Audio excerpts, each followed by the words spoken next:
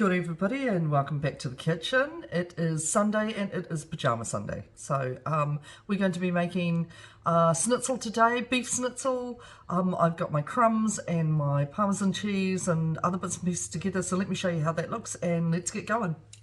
Righto. I've got my flour here. It's just plain flour, not self-raising. I've got my panko crumbs here. You can use any sort of breadcrumbs, it'll be all good. And here I've got a teaspoon of chicken stock. This is a powdered stock, and some pepper and some salt here because I'm going to add that to my flour. There's nothing worse than bland food.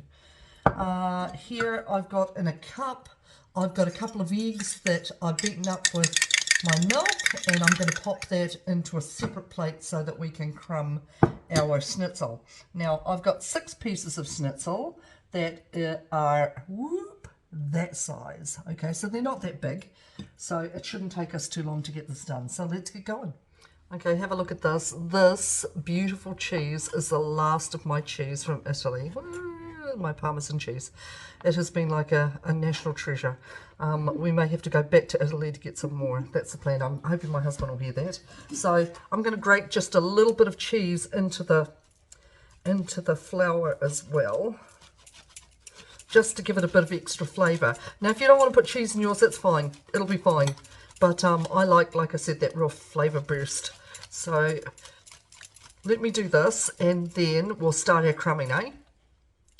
Okay, so this is going to be really easy. We're just going to do a production line of our meat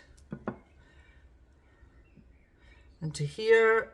Oops, done it the wrong way around, never mind. Into the flour. Make sure you give it a good press. Like that. Shake it off. Back into the egg.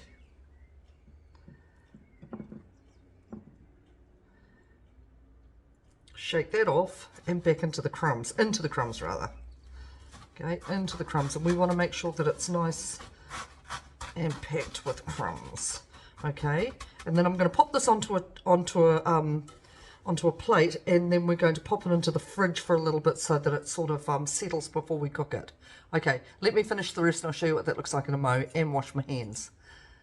Okay, I've got my fry pan ready, and I know that the oil's ready because when I pop in my wooden spoon it starts to cook it.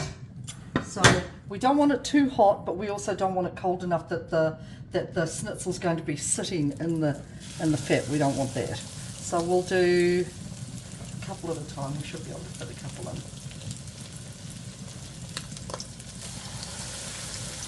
Probably a little bit hotter than it should be. But schnitzel doesn't take long. There is nothing worse than schnitzel leather. That's gross.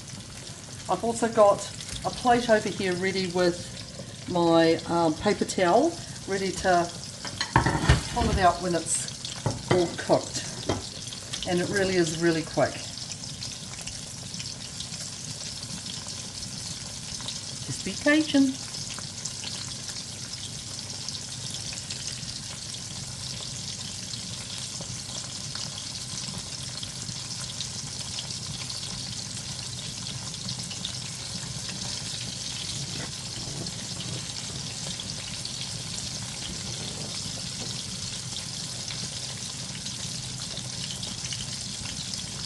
Now if you have a look over here, you can see that there's just a little bit of blood coming through. Sorry to you vegetarians out there, but as soon as that starts to happen, then that's when we need to flip it over.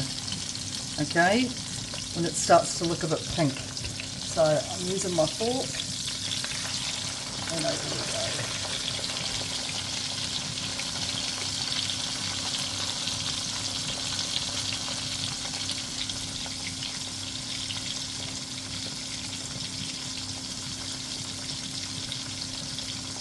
And this one looks like it's just starting to come through there. So I'm going to flip that one over.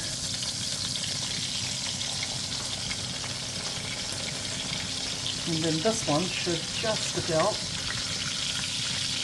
be done. I'll give it another 30 seconds and then I'll pull it out and then do all the rest.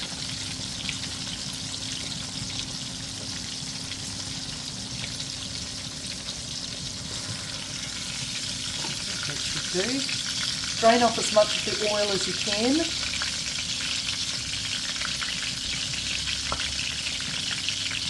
And then we're going to let the paper towel do the rest of the work.